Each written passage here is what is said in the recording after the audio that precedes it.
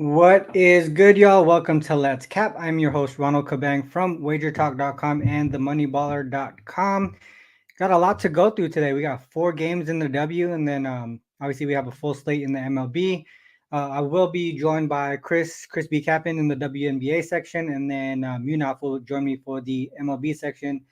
Um, just real quick, so transparency reasons, we talk about how we do WNBA since the Olympic break, just 9-11, so not as great as we were prior to the break. We're still hitting right above 58% on the season in the WNBA though. So overall, we're profitable by a huge margin. So hopefully we get back on track.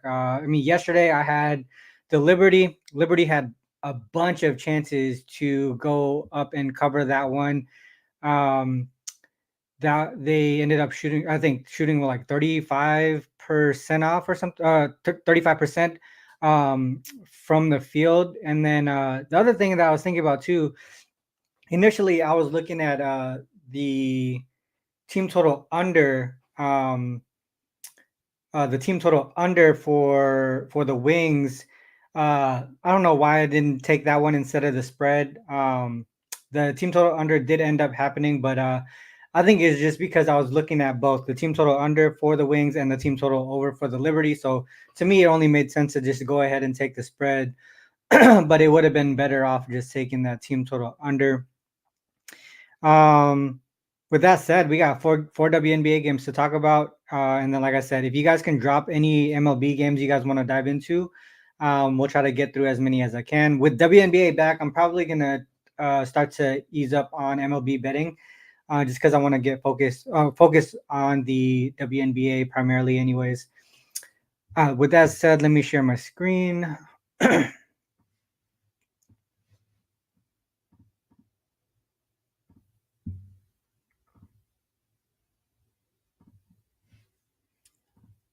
right.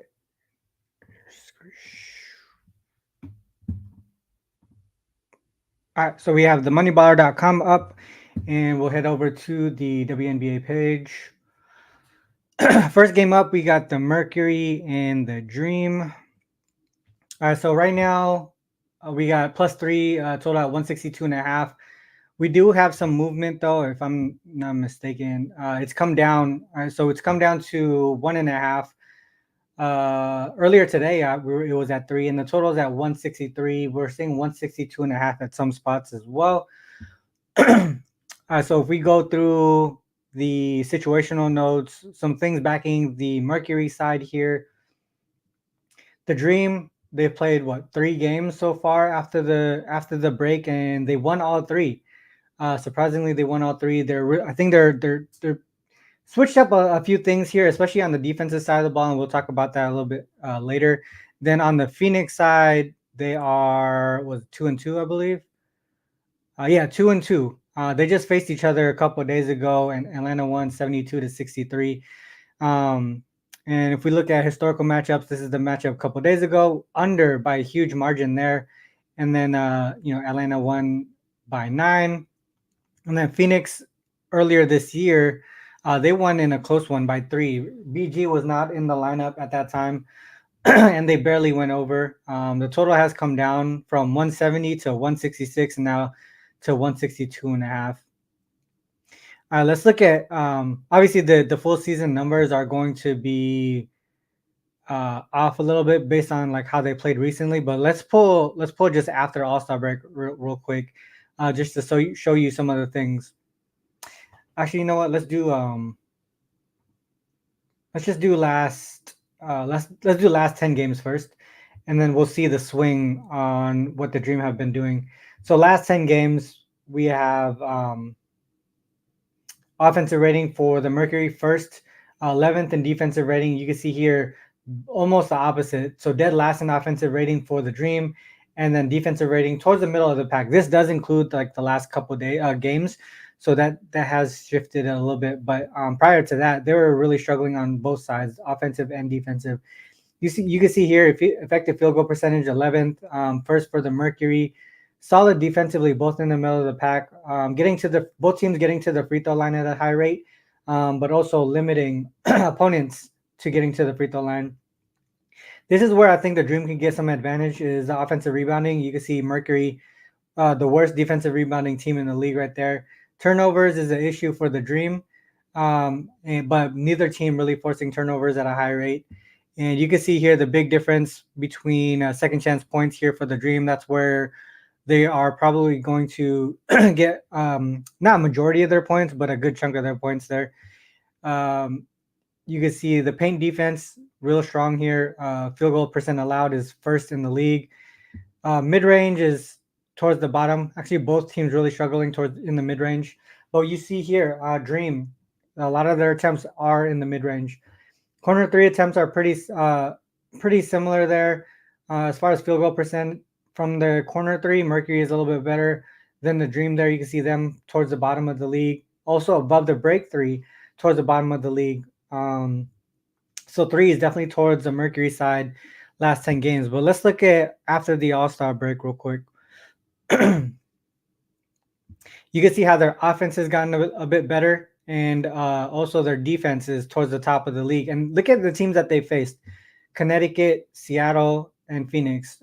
These are top tier teams in the league right now that they did this against. I'm not sure if obviously this is the second game in a row against the same team, so some things might switch up a little bit. Maybe adjustments are going to be made, but for the most part, the Dream really has made some adjustments through the Olympic break. Both towards the bottom of the league in pace.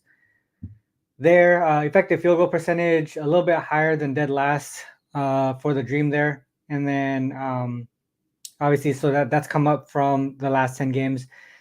Free throw rate number one in both. Free throw rate for the Dream number one. Free throw rate allowed number one. So both of them actually doing a really great job here for both teams. And then offensive rebounds. That's still a section where the Mercury really struggle. Offensive rebounds and defensive rebounds. So I think that's where the Dream can take advantage of their turnover rate forced. So their defense a lot more solid than it was prior to the Olympic break. And then obviously turnover rate still kind of struggling there, but the Mercury not really forcing at a high rate. And if we look at scoring here, both points per game allowed towards the top part of the league, second and third. Specifically, you can see second chance points there still um, towards the Dream here as far as like advantage, and then fast break points. They've been pretty solid there, but Mercury have been pretty good in limiting that. If we look towards the inside the arc within the paint, solid here for the Mercury. Their defense has come down a little bit, but not too far off. They're still towards the top part of the league. Mid range, a lot more mid range attempts for the Dream there. But if you look at their offensive efficiency and their defense, a lot better than it was prior to the break. And then 3-point shooting, a lot better than it was prior to the break as well. So momentum really looks towards the Dream side. And if we stick to the after Olympic break here, you can see 3-0 straight up, 2-2 for the Mercury. ATS wise, 3-0. Over unders, look towards the under, especially in that first half. You can see 3-0 to the under there as road favorites, 2-0 to the under, and then team totals. Up and over for the Dream, 2-1, and then opponent team totals. That's where a lot of things really point towards the under again. Is their opponent's team totals going under? So, well, I see Chris is here. Let me add him real quick. Oops. What up? What up, RZ? Oh, Chris, it's been a while. Yeah. Let's see here. Someone mentioned Mercury Revenge. We can actually look at that and see how they did this season.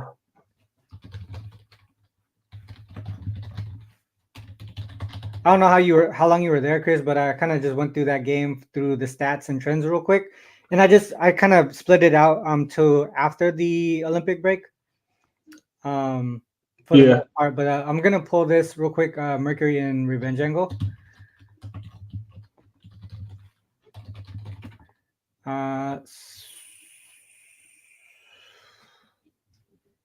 5-4 straight up, 5-4 ATS, 6-3 to the over.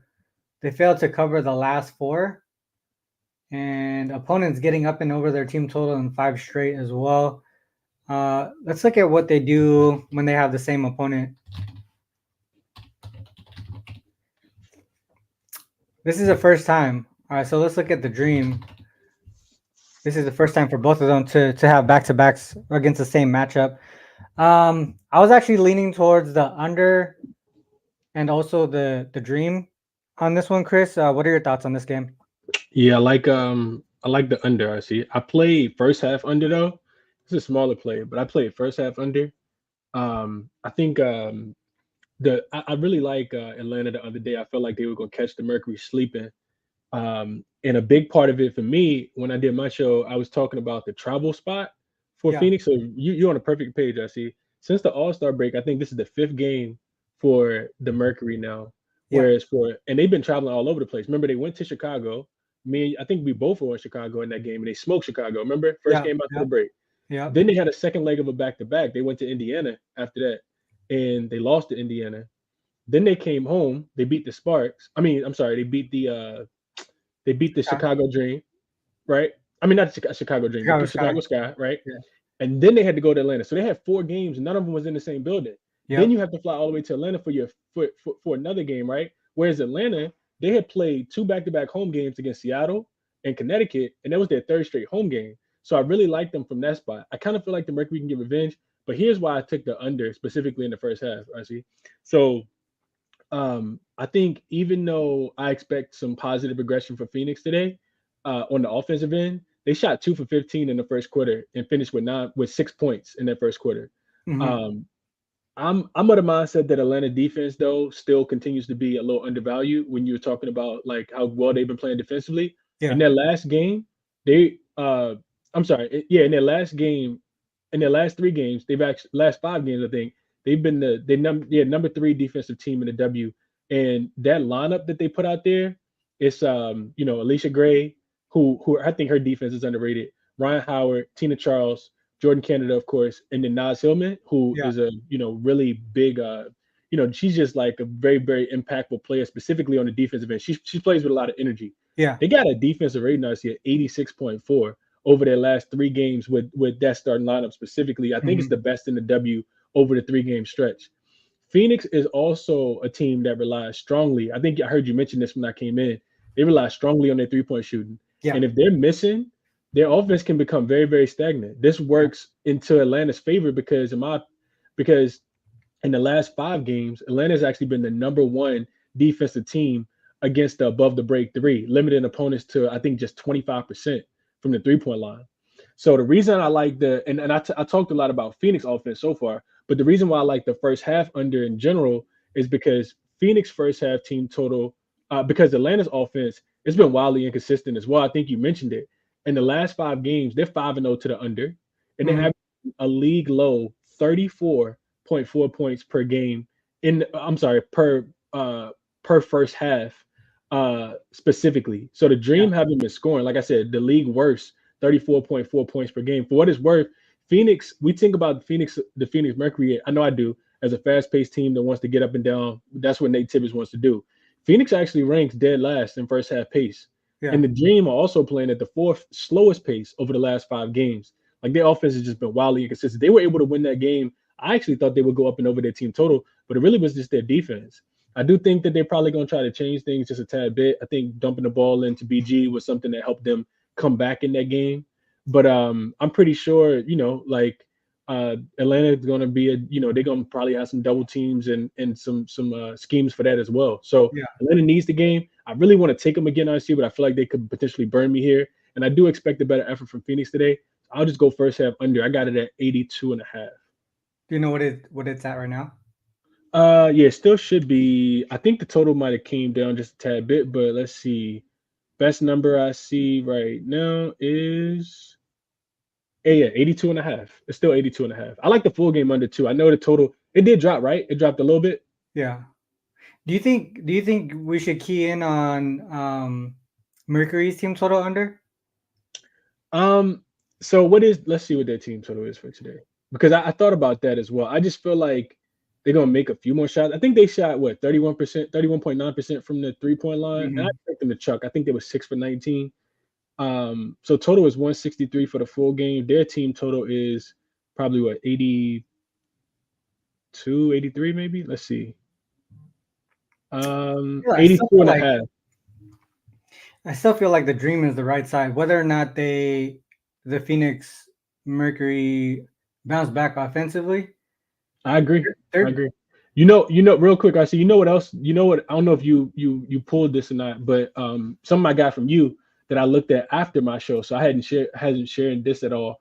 But you know that look that you always talk about when it's a team that plays less games on the road in their last five, yeah, yeah, yeah, and they got more rest than their opponent in the last yeah, yeah, five.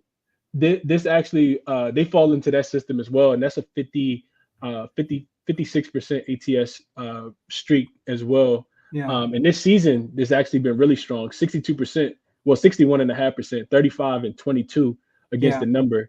It's like that It, travel fatigue. that It's travel fatigue, travel yeah. Because like I fatigue. said, they've been traveling all over the place, and for the Dream, they got hot at the right time. But I do think a lot of that had to do with just them continuously playing at home. They play this will Yeah, be their fourth straight home game after the Olympic break. So yeah, I'm only even I feel like they could potentially burn me with the points, but I still would only be able to look towards them. I just like I said, I played the first half under just because even if they're not scoring, which I don't expect them to score, their defense I think is pretty legit right now, and yeah. I And think then they can make the difference the for pace of Phoenix. play that you mentioned is surprising too.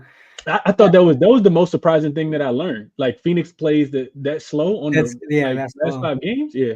Yeah, but then the thing is that they score at such a high rate. But when you play a defensive team, the way that the Dream have been playing, I think it's just going to be that's why there seems to be value towards that team total under, in my opinion, because I people are would agree, expecting actually. I higher like it. pace, people are expecting more offense, but this is, I think, in fact, is going to be slower pace and more defensive minded. So Mhm. I think I might look towards that Mercury team total under. I haven't taken anything in WNBA or MLB yet, so we're kind of going on the fly here. All right, let's move on to the next game. Sparks and Mystics. All right, Sparks, Mystics. 5.5. I think that shifted because Shakira Yeah, Austin I is think now it's down to four and a questionable, half right? now. It was up to six. I saw six pop up earlier. Yeah. So Shakira Austin went from probable to questionable. Clarendon, I didn't see anything. Oh yeah, that's a different game. Where are we at? Where we at? Sparks, right? Yes, Sparks. yeah. Sparks Mystic. Yeah, Clarendon, TBD, Lexi Brown out, Ari McDonald out. Man, that's like all their point guards, dude. Um, The guard, pretty much, yeah, right? Dangerfield. I mean, she's just so small. Like I don't know if she can make that big of a. She's fast, but she's really small. I think that's gonna be tough. So we go towards Mystics. We got Austin is now questionable. Samuelson is out. Damn, I didn't even realize Suge Sutton went over there. Yeah, it was just the So other that's some day. guard depth for them. Hmm. So we go to the schedule real quick. Both well rested. Dallas. Oh wait, hey, real quick before I gotta go back to this. I forgot to totally mention this on the Mercury game. Did you see who they got next? They got the Liberty on deck too. The Mercury, yeah, it's on Monday, right? Yeah. So that was a real quick. I just wanted to mention that look ahead spot. Yeah, I All did see right. that. So here, not much. I mean, so they got Dallas. They've been on the road for a little bit. They're gonna go to Dallas. Washington's been at home. They're gonna go to Seattle. But they got some extra rest too, and they're pretty. Yeah, this is well, fifth game against fourth game too. So a little bit of the same thing that we just saw in the last one. Historical matchups, third matchup, both went under. Both earlier games went under, and then Washington covered both as well. Let's go back to let's do 10 games here. So both teams really struggling in the last 10 games, both offensively and defensively. If we look at effective field goal percentage allowed, they're giving it up. Mystics a little bit better on the offensive side of the ball. as far as shooting, but they don't get to the free throw line at a high rate. Offensive rebounds, Mystics 11th, Sparks is ninth. Offensive rebound allowed third, so they're a little bit better at limiting offensive rebounds. Turnover rate, they both turn over the ball at a high rate, not really forcing at a high rate. Then everything's just red. Like when it comes these to are the two. offense, it's These are the crazy. two worst teams in the WRC. They Yeah, both, I think, got 6 wins, and the loser will have the worst record in the W in sweepstakes for Juju or Paige Beckers, Page. whoever they want to get coming out the draft. So I don't really know who wants to win the game more. Honestly, I would cap it for like who I would wants to think win the game more. I would think as far as so if Shakira Austin plays, I would think that Mystics overall would be the better team. Agreed. Just from like top Agreed. to bottom, just because the Sparks are missing a lot of their guards. I mentioned that on my show too. I see. I think the other thing is um, that you want to mention is, when two teams have lost for a really long time, they both probably do want to win, and neither one of these teams have won in a while, like you mentioned. And for Washington, they was competitive against Seattle the other day, up into the fourth quarter. Well, I guess all the way up, all the way through, they were competitive in the second half. And to me, that lends to like you said, Washington, potentially getting the win. I just don't know if they cover. This is also Washington's last game, RC. They came home against Minnesota, got smoked, lost to Seattle, and this is their last game before Monday. They go to Seattle for the rematch, and they'll start a West Coast road trip. So you kind of Mm, probably want to go out with a win, and I do think that they win the game. It's really untouchable. I already wasn't gonna play the spread, but it's really yeah, untouchable not knowing if Shakira Austin's gonna play, especially with given how well she played in that last game yeah. against Seattle. Here's a big advantage for the Mystics is the threes, corner threes, percentage wise. They're just not. I mean, corner threes, they're not shooting a lot. They are above the break threes, um, shooting at a high percent. Look at that defense. Above the break three defense is dead last. So that might be a spot where they do take advantage of the Sparks there. Um, I mean, there's really nothing else. I mean, that pops out just because everything's so bad. All right, so if you look at the ATS numbers, though, right, 3-0 as road dogs, first half and full game, first time as a home favorite within the last 10. But if you look at Killer Sports, Mystics have been favored just one game. They ended up winning that game outright Against Dallas, yeah. by a decent margin. Oh, they were actually. Oh yeah, sorry, 1 point favorites. They won by 10. Sorry, 8. They won by 8. Went up and over their team total by 10 points. Sparks defense. You know what's scary, RC, is that both of these teams play really good first half basketball. The Sparks they got a positive, I think they're like 9-5 against the spread on the road as a dog, but they're typically getting double digits. And that's what kept me away. Wouldn't you automatically think Washington early in this game just because they're so strong against the spread in the first half? Yeah. But they're typically dogs in the first half, and they're Yep. typically getting 3 or 4 points. And it just feels different when the Sparks have also covered. If you go in and look at it, RC, at both of these teams in the fourth quarter, they're both, I think, first and second worst scoring fourth quarter teams in the WNBA, last 5 games and full season. Like these are not two teams I wanted. I have no idea who wants to take the game more, and I'd be scared to Mhm. take either in this game. Um, if you had to play it, do you think you lean more towards taking the points or laying the points? I would be with the Mystics side. They're accidentally gonna win by hella points probably. Kurt Miller might even pull his starters late. Mhm. Probably. They need all right. So I mean, they're both gonna be out of the playoff picture. I think that just overall, Mystics have the better talent from top to bottom, especially on the starting lineup. Um, the three point shooting is gonna be a big factor. Rebounding is gonna be a big factor. I can only look towards the Mystics, and then so what we saw here is as a favorite, they won and covered. So I mean, when they're favored, obviously, very very limited opportunities for that, but they took care of business, and that was how long ago was that? June. I would say it's Mystics or nothing. Maybe even look towards the Mystics team total over. because I don't think either team plays defense that well. Anything else on this one? Absolutely not. Yeah. All right. Say Sky Sun. Sky and Sun here. So Sun, I think this line has shifted to like 9.5. Is that right? Oh, it's gone up. 11, 11 and a half. I see. Whoa, what? Okay. You bet it last night?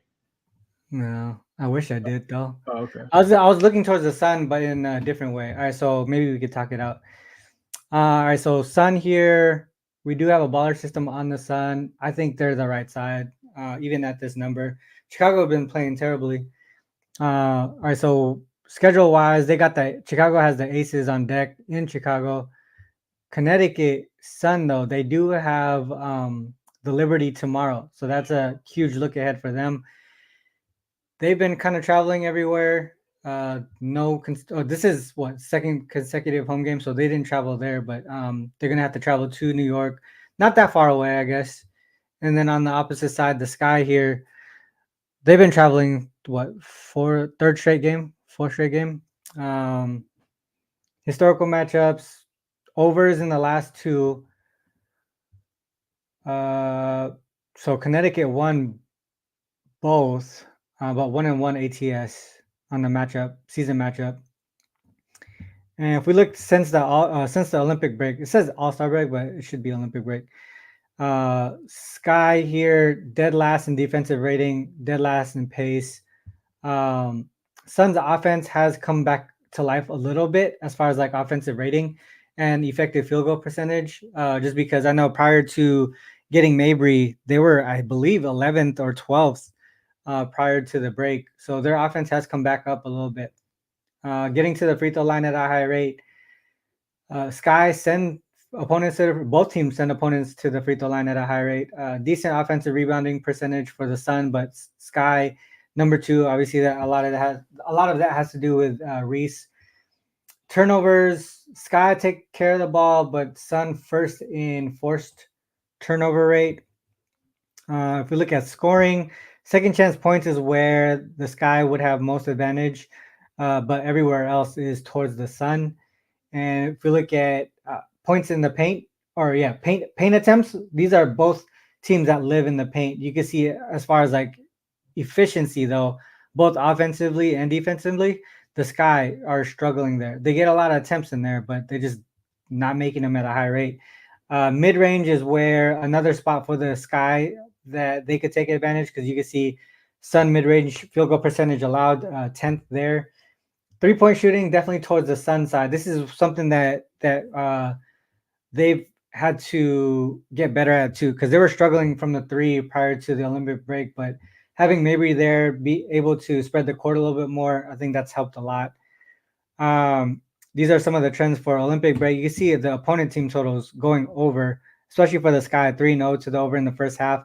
The way that I was looking at this, just because of the look ahead with the Liberty, I still lean towards them from the side perspective, but I actually think that they get up and over their team total in this game here. The Sky's defense has been terrible since the Olympic break, and a lot of things that they struggle at, the Sun are good at. Right, 3-point defense, Sky struggle. Sun's 3-point shooting has improved, and then you can see here paint field goal percentage allowed, dead last here. Although the paint field goal percentage for the Sun isn't that great, they're up there in a paint attempt. So they're gonna get a lot of opportunities, in my opinion, especially with the turnover force rate. So I would look towards the Sun team total over. Chris, what are your thoughts? Yeah, we differ on this one. I actually took I took the 11 and a half with the Sky, and you make a lot of good points for not wanting to back the Sky. I just can't lay 11 and a half with Connecticut. I've seen this team not be able to cover this number. The last time they actually covered as a double digit favorite with I think was back in June, like at the beginning of June too. It was like June 10th. So you're looking at a couple months ago. They're 2-3 against the number and three straight non-covers in that spot. I think Chicago, like narrative wise, I think Chicago is going to get up for this game because because of the Marina Mabry wanted to be traded out of there. So I think that they'll like want to. I think they'll have that in the back of their mind. I don't know how that quantifies into betting, but I do think that they'll take the game serious. I also like this factor too. RC, they have the much more favorable rest spot here. So they haven't played a game since Sunday. So you got 2+ days rest advantage coming into the game, and then you got more rest before and after. We've been talking about that for a while. But like you mentioned, Connecticut they got to get on the plane tonight and get or bus however they get into New York to get the Barclays for that game tomorrow versus the Liberty that's going to be waiting for them. Mm-hmm. And that's a team that they haven't been able to beat even before the Olympic break. We saw, even without Stewie playing in that game, Sabrina still just put the team on the back. So I like that look a lot as well. That whole trend about rest advantage both before and after the game is 121, 74, and 5, which is hitting about 72% in the Killer Sports database. Mm-hmm. Um, and I think outside of the travel advantage, like I said, the storyline thing, the Sky are a team that just for whatever reason, I know it's looked a little bit different since without Mabry, but they take pride in playing hard and they play better on the road than they do at home. As road dogs, you hit on them in this spot. They're 3-0 straight up and against the number with wins against the Liberty, the Aces, and the Storm. This is their role, in my opinion. Mm-hmm. And last thing I wanted to mention, these double-digit home favorites with a low total, 158 or lower, just 34, 51, and 1 against the number. So they only covering about 40% of the time since going all the way back to the 2014 season. We know the lower the total is, the more likely it is that the favorite isn't going to cash. Um, Chicago isn't great offensively, honestly, but I do think that they'll be fired up for this spot. And the other thing that I'm not trusting is you mentioned two things I wanted that I didn't have in my write up that I wanted to mention. So Chicago's offense, yeah, it does struggle, but the they were in a pretty tough spot. RC, I would say right after the All Star break because the one game that really stuck out a lot was that last loss to the Mercury. They lost that game by 18. They were getting, I think it opened like 8.5, and they ended up finishing as a 10.5 point dog. But that was a game on the second leg of a back to back after they had to come from behind against the Sparks the night before and travel from LA to Phoenix. So they end up giving up 86 points in that game and only scored 68. But I think that was just more so third game in 4 nights and the second leg of a back to back, especially after coming off a win when you were down 10 points in that game. The Yeah. other thing I wanted to mention is if I look at the Sun, RC, I mean they didn't cover against the Sparks at laying 13.5 points. And I still think Chicago is better than the Sparks. Um, against Dallas, against the Dream, they didn't cover. They were laying 8, lost that game outright. Outside of that game against the Wings, RC, where they scored 109 points, I think that has totally inflated how well the Sun have been doing offensively. Even if you just go back and look at the Sparks game, they bought DeWanna Bonner off the bench. She had like 7 points. Marina Mabry went under on all her stuff as well. They scored 69 points. So since if you take the Wings game out where they scored 109, they Yeah. scored 69 against the Sparks, 70 against the Dream, and even going back before the Olympic break, they scored 74 against the Liberty. So I think like we saw that big influx of points, but I mean they went under their team total against the Sparks by more than double digits. So I think Chicago will keep it close. I think they'll keep it within the margin, and I took them plus the 11.5 here. Do you think that their offense uh gets back on track today? Because I Chicago, still want to.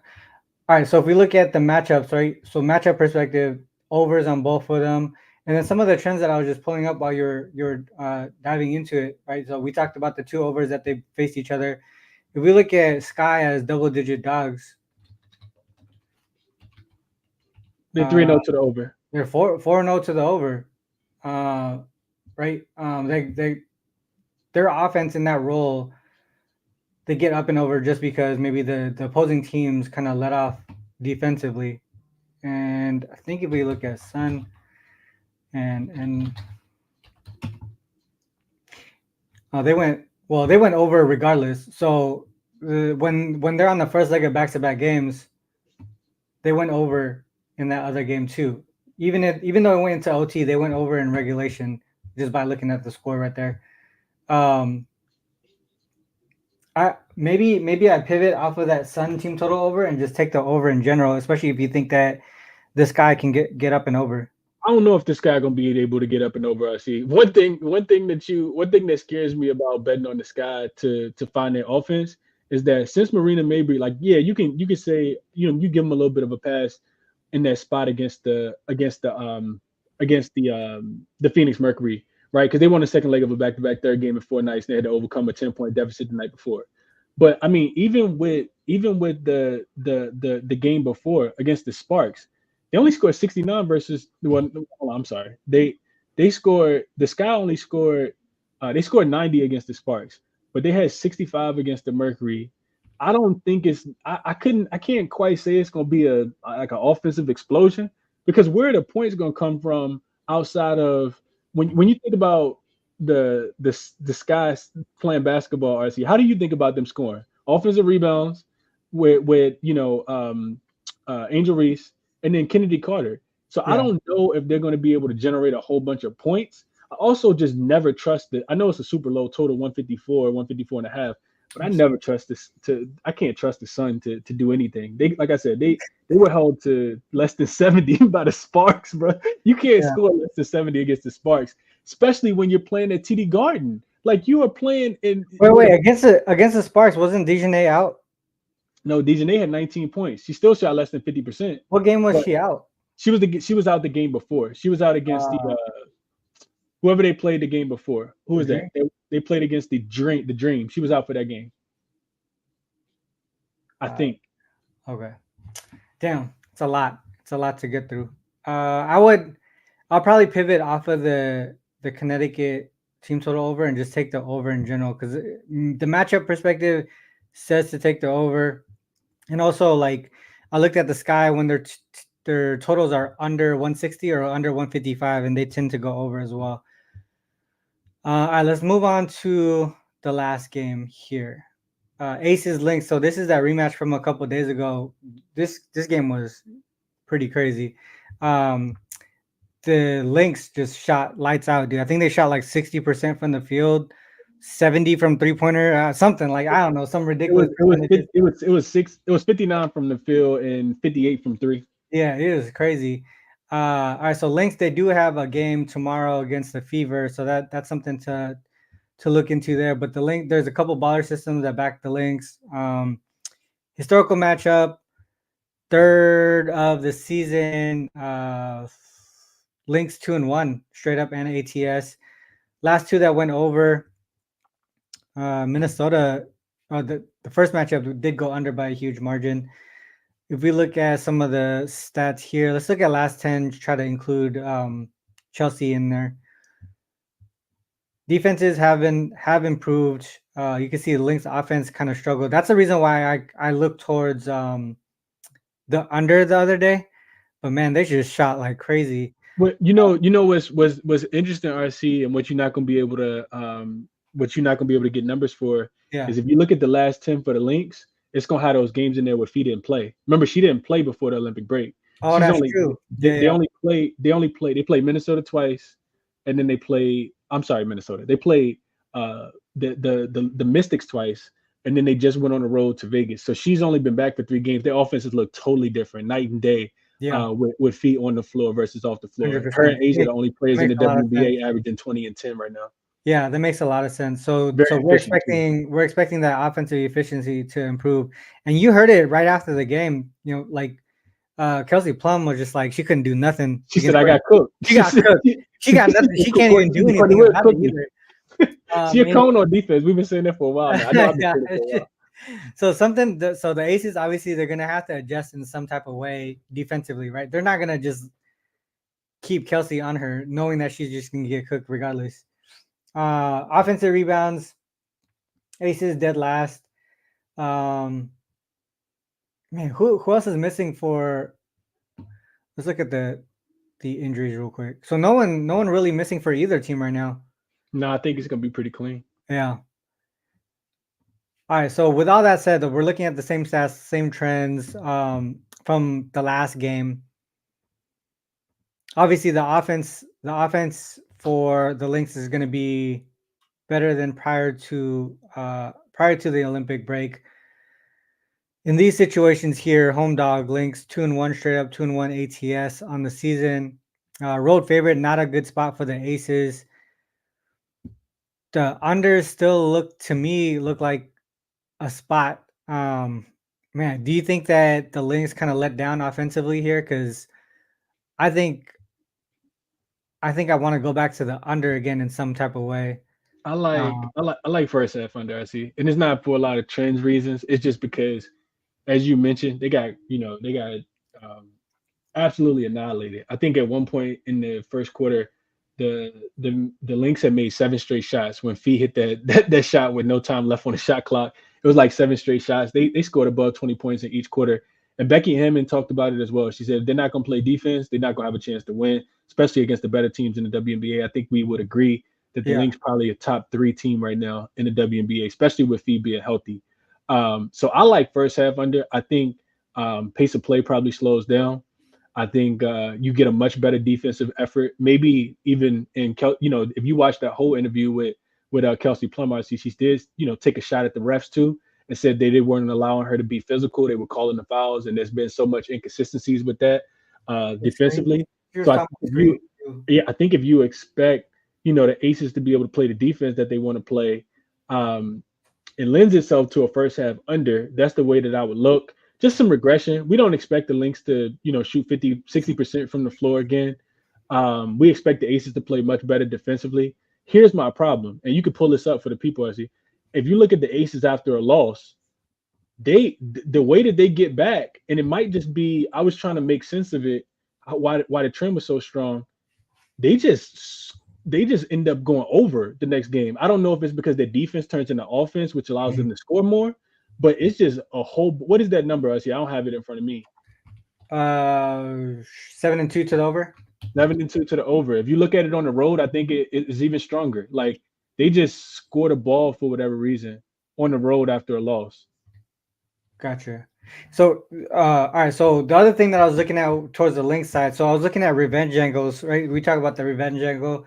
Aces, in that spot, just 1-6 ATS. Yeah, That's another thing that kind of popped up last night when I was looking at this. and they failed to cover five of their last six in that spot too. I looked at that too. Yeah, equals OT. Lynx. I looked at the Lynx in that spot. I see they're 11-4 straight up, 9-6 against the spread when they've beaten their previous opponent. Yeah, the opposite, right? Yeah, exactly. Mhm. So the other thing too to mention, so back-to-back matchups. This is the Yep, first Lynx for the 2-0 Aces. straight up and against the number. Yeah, First Lynx time for the Lynx been Aces. I looked at dominating that it too. too.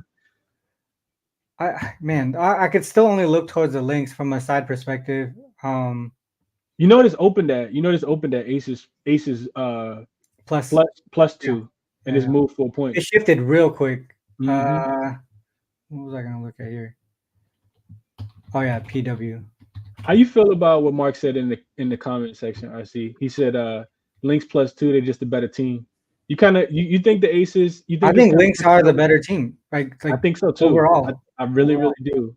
The other thing too to mention too with Maisha Hines Allen, I think she's gonna bring an impact towards in the during the playoffs because she's very versatile. She's like a big. Physical She too. actually can handle the ball She a can little bit too. shoot it, pass Yeah, it. yeah. She could do all Yeah. the little things that just adds to the depth of the links here. When you think about the Aces RC and their recent struggles, I think they have like what 9 losses now, and last year they only lost 8 games altogether. Hmm. What do you attribute that to? While you think about it, I'll tell you what I think. I think, and I talked about this on my show earlier. I think looking at the Aces, last year they had I didn't like do a deep dive and like compare the numbers, but they had a lot more support from their starting five. We always remember, as long as I've been watching basketball, the Aces have never been a deep team. Like their No, bench has always been pretty frugal, right? Like it they still just is. like it's not a lot. They only have The starters, right? uh no, what's her name? The one Ty, that played the guard, Connecticut that picked up they picked up from Connecticut. yeah, yeah, yeah. What What's her name? Is it Harris? no, she played in the Olympics 3-on-3. Now I can't even think of her name, but I think we're talking about the same person. But Yeah. yeah, yeah, Um, her the guard. yeah. She retired and So came back and shit. so they so that they're not getting as much production from Chelsea Gray, and with the Olympics actually coming into play as well, and how much the Aces starting five had to play, because Minnesota's by far the deeper team as well. Like what's her name? Zevasili, I think is how you pronounce it, off the bench. Yeah, She's better than every Aces player off the bench. Like just her by herself, and yeah, they can go 8-9 deep. And I think Cheryl Reeves trusts her girls, her team a little bit more in that aspect. To me, for the Aces, RC, it feels like it's just Asa Wilson and everybody else. I mean, she's first in points per game. She's first in rebounds. She's second in blocks. She's fifth in steals. Like this is not enough production consistently from Jackie Young, Kelsey Plum, and Chelsea Gray. Chelsea Gray, I think, had 3 points in the last game. okay, yeah, yeah. I can see it. I definitely think that the depth is on the Lynx side, and that's the reason why I took their win total over at the break. Hopefully they get there. Yeah, Um, nice. yeah, I would look towards the Lynx on this one, whether it's the first half or the under in the first half too. All right, man, we went through a lot, Chris. Before you cut out and we go to MLB, you want to drop any of your top plays or looks? Yeah, absolutely. So I played Chicago. Well, I played Phoenix and Atlanta first half under 82 and a half for all the reasons that we talked about. Won't get back into that. Then I also played Chicago plus I got 11 and a half with a little bit of juice, minus 115. But I think Chicago keeps it within the number. I'm just really just don't want to lay double digits with the Sun on the first leg of a back to back with Chicago having the major rest advantage before and after the game. And then I haven't locked it in, RC. Like I said, I really wanted to talk it through with you. Vegas and Minnesota first half under. The number was, or it still is, 83 and a half, I think it is. Last time I checked it, I've been kind of monitoring that all day. Looks like it's down to 82 and a half now. And I just kind of feel like, both teams are capable of playing really good defense. And I think the Aces, if they ever got a shot, because this is the thing that we didn't mention, RC, the way that the current standings are in the WNBA, the the the Aces are making it really, really difficult on themselves in not having to play the Liberty potentially before the finals. Like Yeah, because if they finish in the fourth position, they could end up playing the Liberty before they get to the finals, and that's not going to be good for them, for their, for the basketball fans in general. yeah, So I kind of feel like they expending a lot of energy, in these games, and a lot of it, is on Asia because they're back-to-back champs. They went to the Olympics. All three of their key contributors and starters all played in that. So I kind of think that they play defense in this spot, man. I kind of want to put my money on the first half under 82 and a half. And that's the way that I would look. Those three looks is the top plays for me today. love it, love it. So I haven't bet anything either, but I like those looks, and I'll probably think about it a little bit more before I give out my top looks for the W at the end of the show. But Chris, I definitely appreciate you coming on here and talking it out with me. Obviously, you have your own show. Maybe make sure you guys follow him, Chris B. Captain. You see right there, his YouTube channel. He has his own show and all that stuff too. So yeah, make sure you guys follow Chris. And Chris, hopefully we get you back on next week. Appreciate you, RC. Best of luck tonight, man. All right, Basketball and on the diamond. all right, peace. What up, Munaf? My bad, dude. I didn't realize we're gonna go that far, go that long. You've been waiting for a little bit, but hopefully you've been doing better in the bases than I have. So we started off real strong, going into the Olympic break, and then towards the end here, just kind of falling off a little bit. So hopefully we get back on track in the MLB. But how has your MLB bets going? It's been all right. Yesterday I think I ended up going 1-1. I had the first five under in the Braves and the Phillies game. And then the Padres yesterday were just put up an absolute stinker. But I think the week before or the day before I took the Yankees on the run line. And there was one more bet in there. I ended up cashing, but the last couple of days have been okay. But hopefully we can get back on the train today. I'll be honest. We're gonna define less cap today because I really haven't put in anything myself. Yeah, me too. I haven't either. So we'll get into that. There is a couple games that people talked about in the chat. So we got KC, Philly, Texas, Cleveland. I think that's what I saw. I see the Mets there, San Diego. Is there any game specifically you wanted to key in on, or should we go through their list? Yeah, we can go through the list. I was leaning towards the over in the Yankees and the Rockies game, but we can go through what the chat wants, and then we can, if we have time, we can go with the ones that we want to talk about. Okay, let's do San Diego first because I know that's the one that kind of fucked me over yesterday. Hopefully we can see this one a little bit better. So Mets Padres, we got Padres home favorites, total at 7.5.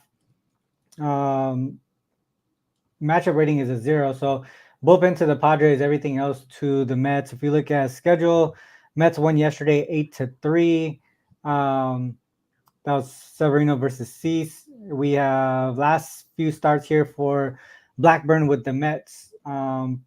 Strong overall, except for that one against Oakland. Otherwise, pretty decent. Musgrove, he's been pretty strong the last 5 starts here. Hasn't been going that deep into the games though. You can see right there, it's under 5 innings per start in the last 5. Full season trends, we have Blackburn 9-4 in the season. That includes his time with the A's. Musgrove 8-5 straight up, 4-2 as home favorites. Both kind of struggling in that first 5 role. Totals, nothing too crazy or significant. First 5 overs as road dogs here for Blackburn. Mets versus right-handed pitchers, overall pretty even. Same thing with the Padres. I mean, slightly over 54% overall in the full game, but both teams really struggling in that first 5 again. Totals overs for the full game. So Mets versus right-handed pitchers as road dogs, 17-10 to the over. Padres versus right-handed pitchers, 59% to the over overall. 23-15-1 as home favorites. Let's go to last 30 days. So from a starter perspective, it's the opposite. It's looking towards the under in the last 30 days. From a team perspective, it is to the over full game. Padres versus right-handed pitchers, full game has been a lot better in the last 30 days as well. And we look at from a stat perspective, offensively, Padres averaging 5.9 runs per game compared to 4.8. But I mean, from a batting perspective, they're hitting just as well. I mean, this seems like this is not sustainable. Like 284. Padres not striking out. Mets, they definitely are. 24.8% K rate there. From a pitching perspective, Musgrove hasn't given up home runs in his last 2 starts. I mean, there's definitely negative regression here for Musgrove, right? 1.04 ERA to 3.28, 4.5 xFIP. We saw something like that yesterday, and that I forgot who it was, but that pitcher gave up a ton of runs early. Bullpen, actually, it might have been Cease. He gave up 3 runs, I think, in the first 5. Padres bullpen though, they should be a lot better. I mean, they struggled yesterday with the top of the 9th. Yeah. But they've been the better bullpen on the full season as well, not only just last 30 days. I mean, this seems like a first 5 over type of thing. Yeah, I think I feel like Paul Blackburn could be due for some negative regression as well. Yeah. If you take a look at his game, like he hasn't really pitched against, quality opponents. Offenses. Yeah. Right? It's like it's been the Marlins, it's been the A's where he got blown up, and then he had the Rockies in there. Yep. The Angels. I agree. So I know, so I think somebody was putting out a trend in the comments, the Mets off of a win as a road underdog. I think they're 12-4 to the over. Say that one more time. Who was that? Mets off of a win as a road underdog. As a dog. All right, so we go team.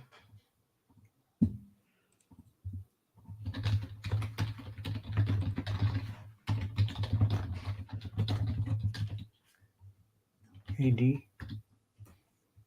12-4 to the over. Is that what you said? Yeah. 12-4 to the over. I think. Wait. So dog. Oh, never mind. All right, so road dog. 12-4 to the over. Gotcha. I feel like it's more so like the bullpen's coming in and giving it up because first five is only right, what, 8, 6, and 1 to the over. Yeah. And that would be more so, yeah. And we when we looked at that, we saw the Mets bullpen a little bit worse than the Padres. So would you think Padres team total over? I mean, it seems like they're so if we look at last 30 days, 13-6 to the on the money line full game, 13-5-1 to the over. That tells me that they're getting runs in this spot here. Yeah. We'll see how they have done off of a loss, but I feel like both these pitchers will give it up. Musgrove hasn't been the same since all the injuries have popped up for him. Padres off a loss, and we'll just say, man, that's a long string of unders right there. Yeah. But they're getting the wins though, except for yesterday.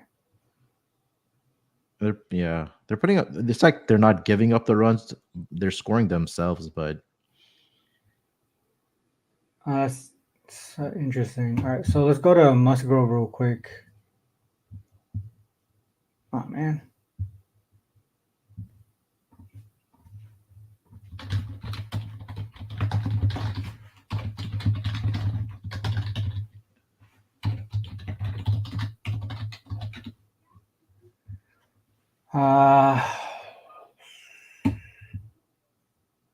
Total 7.5. All right, so that's where I wanted to look at these lower totals. yeah, Here is definitely they're going over. So anything under 8, they've gone over in all three. Let me look at total 7.5 today. yeah, 7.5. Yeah, that feels low.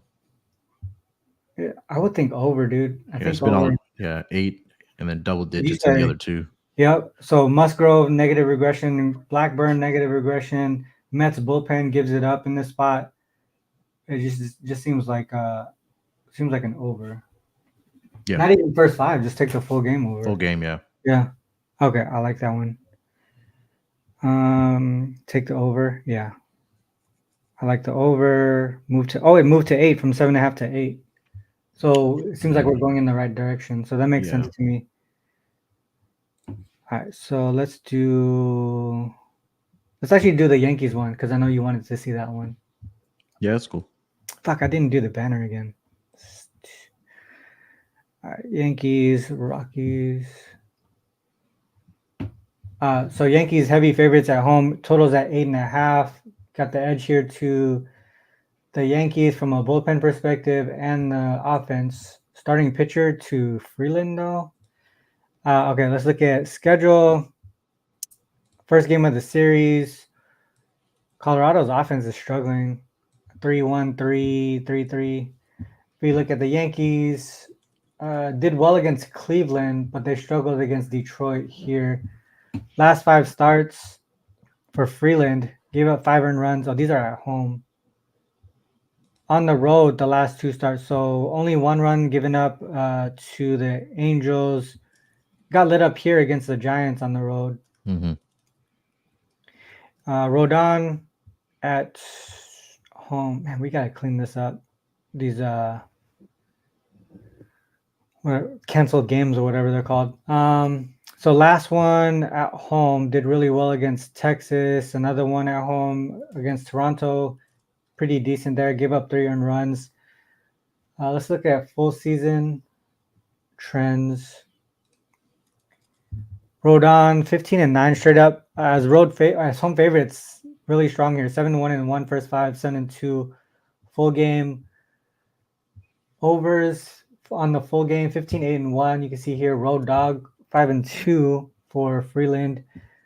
Rockies versus left-handed pitchers really struggling here. Yeah, that's the part that makes me nervous. Yeah. 5-13-4 first 5, 5-17 on the full game. Yankees versus left-handed pitchers though, not that great either. Total perspective, nothing really significant. Let's look at last 30. Dude, so man, Rockies 1-10 straight up. Last 30 days versus starting left-handed pitchers, 2-6-1 in the first 5. overs for the Yankees. So the thing with this that tells me is that they're giving up runs in this spot too, but that doesn't necessarily mean they're not scoring either. So I think we got to look at that a little bit more. From a run line perspective, I want to look at this too. So let's actually pull that up. Team equals Rockies, starting left-handed pitcher. So 5 runs, 10 runs. Let's look at road specifically. It could be Yankees team total over. Yankees team total over seems like it should be it, right? Because Yeah. at 8.5 was that. That's not 4.5. Is it 5? They're probably they're probably gonna be a 5, maybe 5.5. Yeah. 3. What's the bullpen? All right, so let's look at some of the stats here. Rockies offense definitely struggling there. From overall, for some reason they're still averaging 4.5. It might just be the home games there. Yankees offense definitely a lot better. From a pitching perspective, I don't see why Freeland has a starting pitcher advantage here. Maybe because of positive regression. But overall, I don't see. Rodon hasn't been that good himself. I mean, I honestly wouldn't even play the run line with him. I don't trust him. Yeah. The bullpen there was struggling. So that's where the Yankees could probably take advantage there. All right, so let's look at this again. So Rockies versus starting left-handed pitchers on the road. 5-13-4 first 5, 5-17 full game. 13-9 to the over. And they're just losing. That's what it is. 1, 2. They did win this one. Man, even the team total is kind of weird. But let's look at the lines here. Oh, there you go. All right, so when they're heavy favorites, 5, they won by 5, they won by 3. They only won by Mets only won by 1 here with Manaya on the mound. They're reaching the 5-run mark. The opponents. Yeah. I think if you find a 5 flat, I would take it. I mean, White Sox was able to get 4 on Freeland. Mm-hmm. Like, you would think that the Yankees can get way above that. All right, so we go Freeland here. All right, so against the Giants, 11. I think it would be the Yankees team total over. Yeah, and that makes a lot of sense to me. Yankees team total over. 1, 2, 3. I wouldn't even. Yeah, I was gonna say I wouldn't talk anyone off of the run line, but like you said, it's Rodon. So he hasn't been too bad at home. Like they're 7-3 straight up and 6-4 on the run line. But so when favored by 200 or more, that's gross. Only 1 on the road. They lost to Montero. I mean, it's not even that bad. He's just not getting the run support because like 2, 2, 2, 3, 4 on this one. But I bet you I'm assuming Tigers still stayed under that team total with the number at 9. Yeah. Would you say Rockies team total under? Or that'd be back in Montero, Rodon. Yeah, Rodon. Yeah. Yeah. Okay. No, I see what you're saying. So Yankees team total over. Honestly, that Rockies first 5 team totals 1.5. Man, I'd be tempted by that over. Rockies over 1.5 in the first 5. Yeah, if their first 5 on Rodon. Yeah. I can see it. Okay. So for this one, I would think Yankees team total over. Freeland doesn't get this. How far does he get on his? Yeah, 5. Most of the time it's around 5. So we're gonna see there's a chance you see the bullpen early too. Okay. That one's not bad. What? Let's see. Another game here. I'm probably talking about the Astros and the Orioles game. Astros, Orioles? Yeah, let's do it.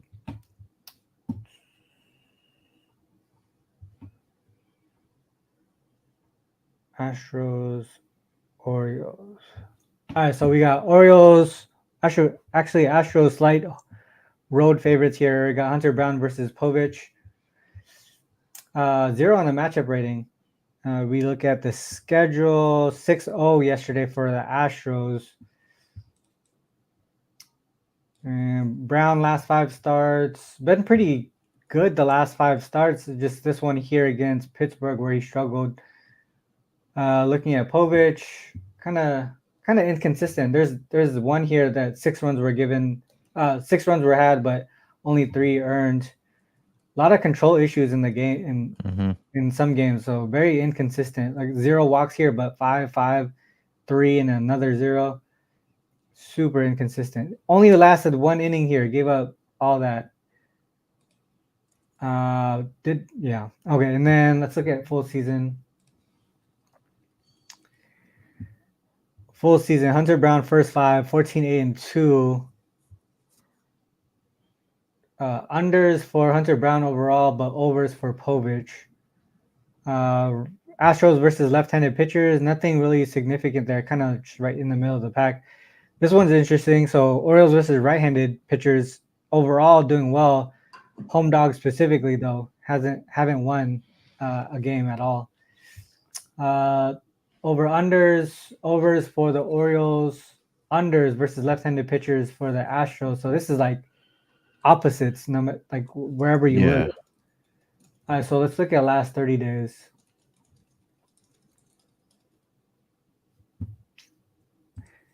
Hunter Brown profitable there. Not a lot of games versus left-handed pitchers, but as road favorites last 30 days, 2-0 straight up. First 5 in full game. Dog. So only one instance as a dog in the last 30 days. They lost that one outright. I mean, they lost that one. Totals still overs for the Orioles here. 2-0 to the over as road favorites for the Astros versus left-handed pitchers. So stats will go Orioles offense a little bit more here, 5.1 runs versus 4.3. They do have a little bit of a higher ISO there. Home runs, 39 home runs in the last 29 games compared to 34 for the Astros. Only 26 games though. Average-wise, kind of the same. Speed, almost the same. I mean, just a very slight edge to the Orioles offensively. From a starting pitcher matchup,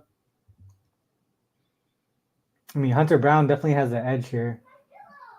Yeah, he's been really, really good over his past, I don't know how many starts. Yeah, it's only that one game where he struggled. Yeah.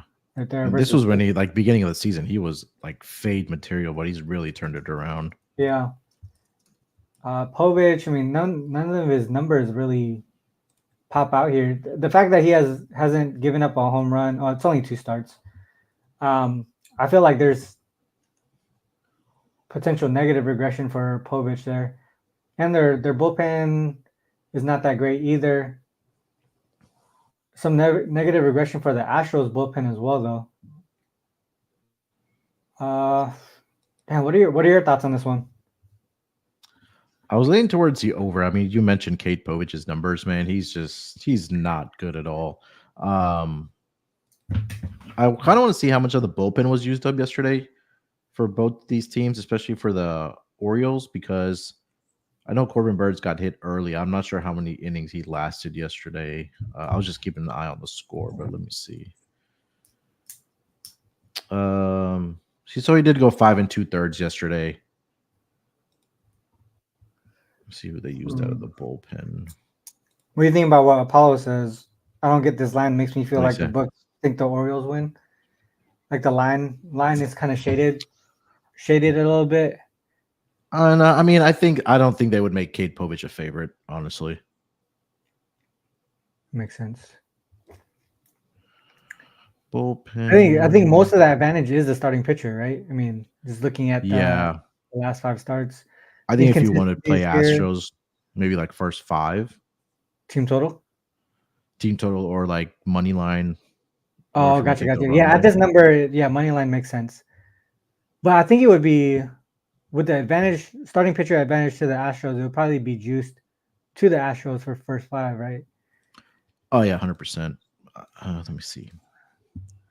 A little Astros bit. they're minus 125. If you want to take the run line, you get some plus odds Some a plus little money. bit. Yeah. Yeah. 120. Yeah, You see I like that. how Hunter Astros. Brown's done in the first 5 innings? Yeah. Let's see.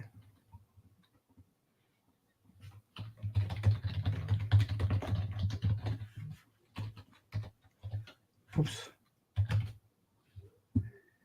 14, 8, and 2. Let's look at road Mhm. specifically. 7, 4, and 1. And so those 3 starts right there, or 4 starts in the beginning. After that, he's been pretty Yeah. solid. Look at the what about the opponent team total under in that first 5? So let's go from June. First 5. Yeah, and let's go date greater than or equal to 0601. So since June, that first 5, 6, 1 and 1 in the first 5. Run line is 7 and 1. 6 and 2 to the under in the first 5. But I'm assuming, I mean, I would think that what was it, 2.5 or 1.5? Oh yeah, it'd probably be 2.5. You're not going to 2.5, get right? 1.5 for the Orioles. Yeah. Yeah. Oh man, they don't have it.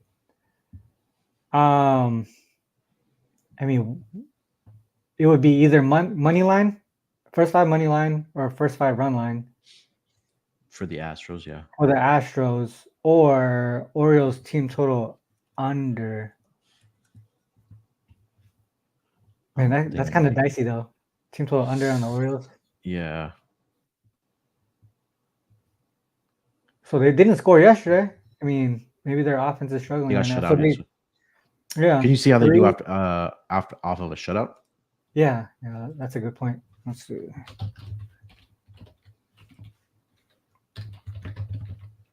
Orioles turf size team total. I'm actually seeing 1.5s out there, but it's juiced to minus 150. Orioles off of a shutout. 2 and 2 straight up. First 5, 1, 2 and 1. 3 and 1 to the under in the first 5. Interesting. Let's look at home. Unders. Seems like under, dude. If it was 2.5, I'd pull the plug. 1.5, I mean. Yeah, 1.5 is really low.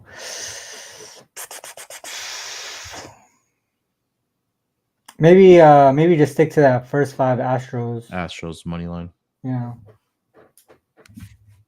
Astros F5 money line. Yeah, man. All right, so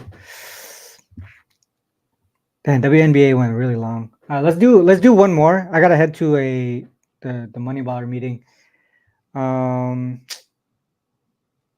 Let's do one more. What game was out there? We did Padres. We did Orioles. Paulo we did said Rangers, Rockies. Guardians. If you want to get into that, Rangers. Yeah, let's do Rangers.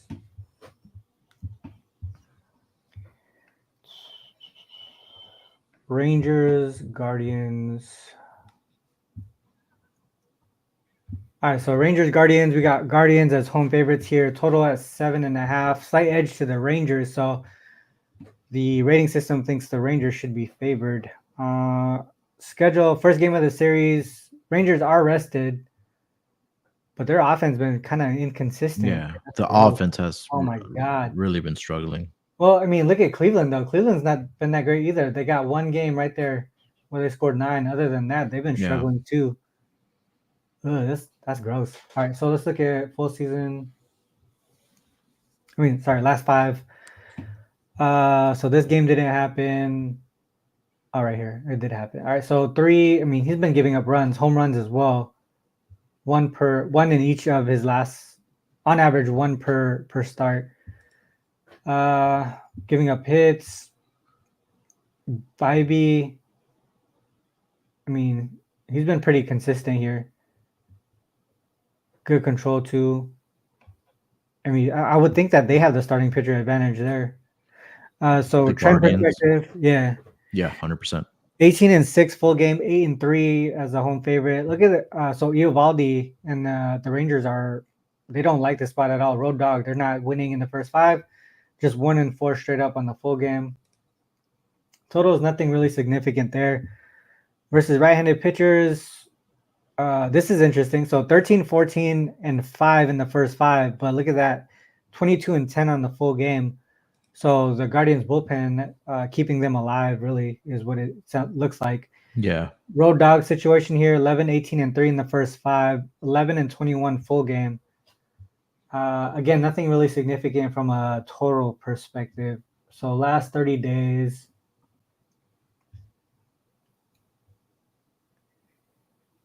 Last 30 days, 3-1 full game versus 2-3. Totals overs for Eovaldi, but unders for Bybee. Versus right-handed pitchers, both kind of struggling right now overall, but that home favorite situation still goes to the Guardians versus right here the Rangers really struggling as dogs. So even if you include home dog as well, 1-6 straight up.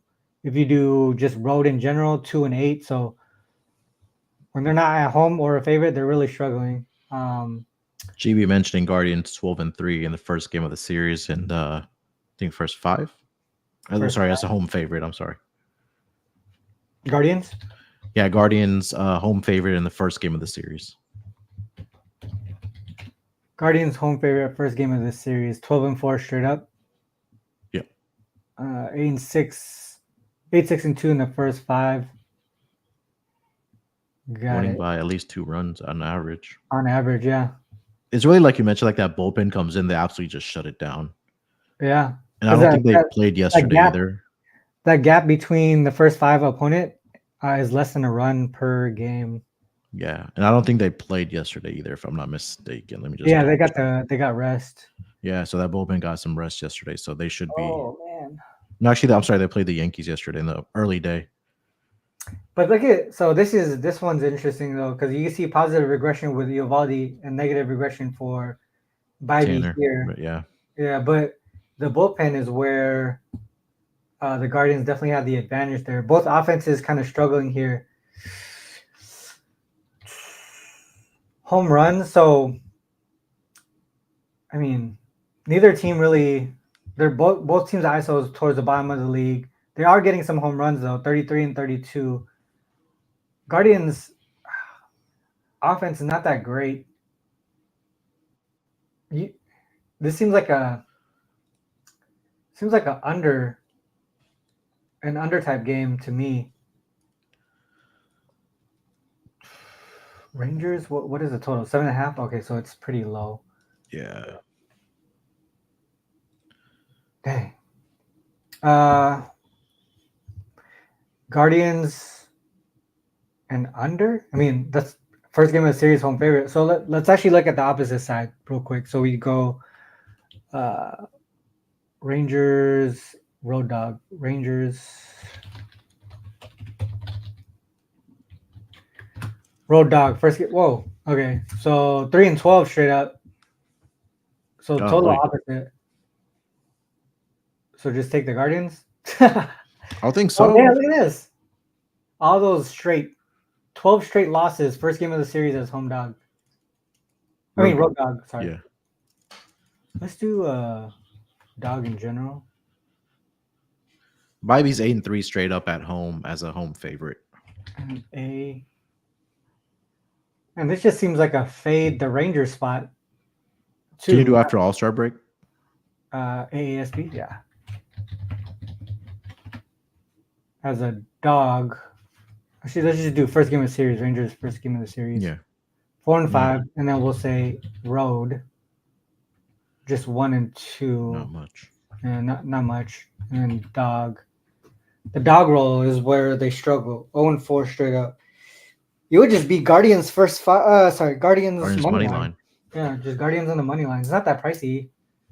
Doesn't seem like. Guardians money line. All right. Guardians money line. Oh yeah, I see a lot of people on that. I got their Guardians money line. Guardians money line. Makes sense. Dope. All right. So that's man. Sorry guys that we didn't get to as many baseball games as we wanted to. Kind of went really long with the WNBA.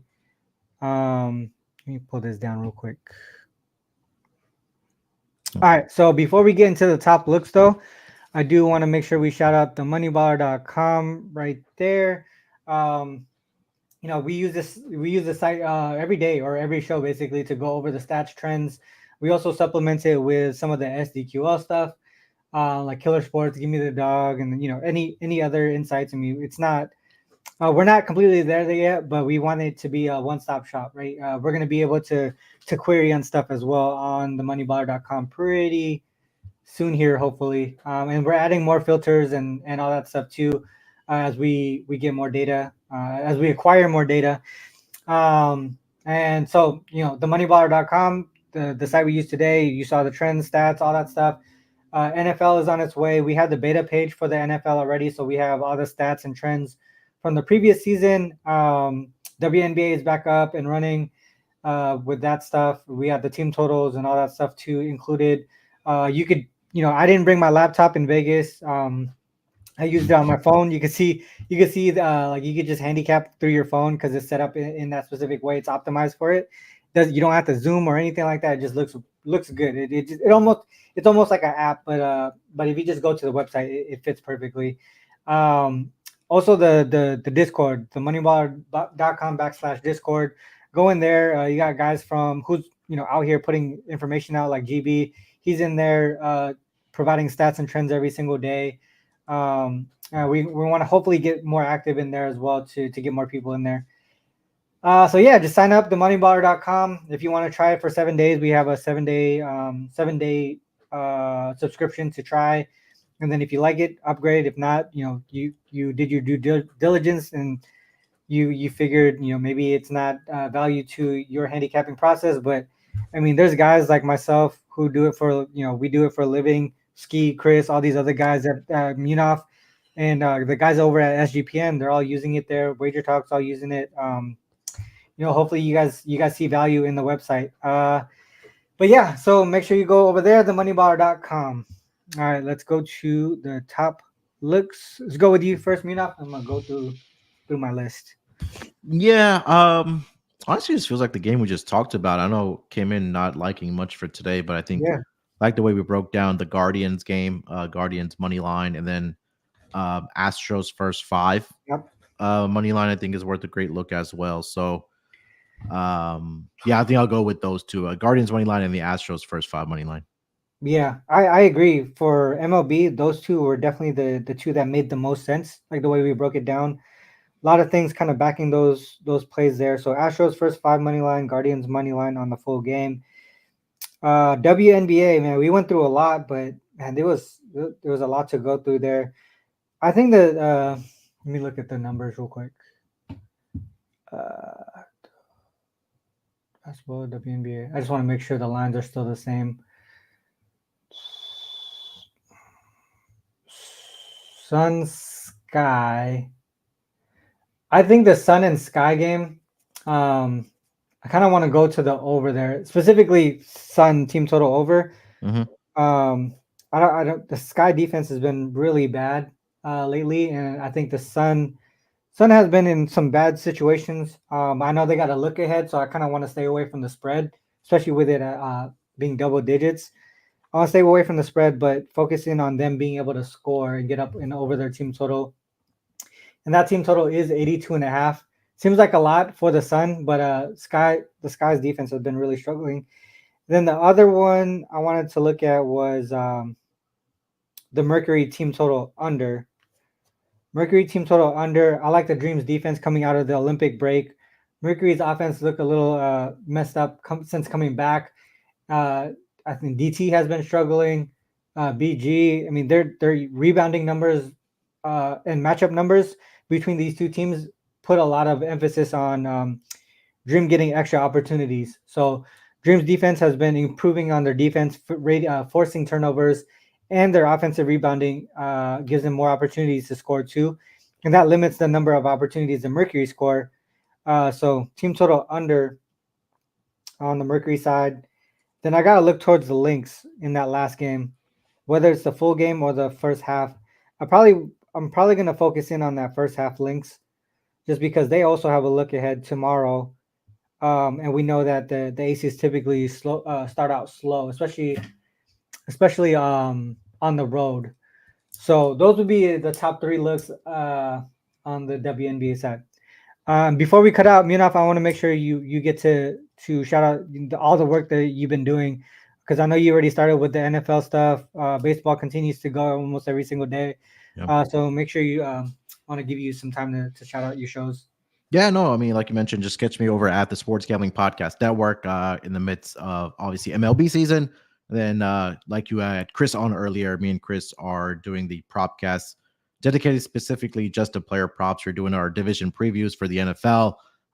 For each division, we've knocked out 6 of the 8. We'll finish up the last 2 next week. But so plenty of time if you want to go back and listen to those. It's called the propcast. If you want to get on Spotify, Apple. We also do go live on YouTube as well. Then you can also catch my work over at pregame.com. Have some work. Things are in the works for the NFL season, but also we'll be back for the NBA season as well there. So, yeah, just do yourself a favor. Just check me out on Twitter. You can find my all my work there as well. Love it. All right, Munaf, thanks for popping in today, doing Sure. the MLB. So this is the end of the show, guys. Make sure you guys, if you tuned in, if you enjoyed the content, if you just share the show if possible, just to help me grow, help the channel grow a little bit. Make sure you hit the like button, the subscribe button there, so you don't miss future shows.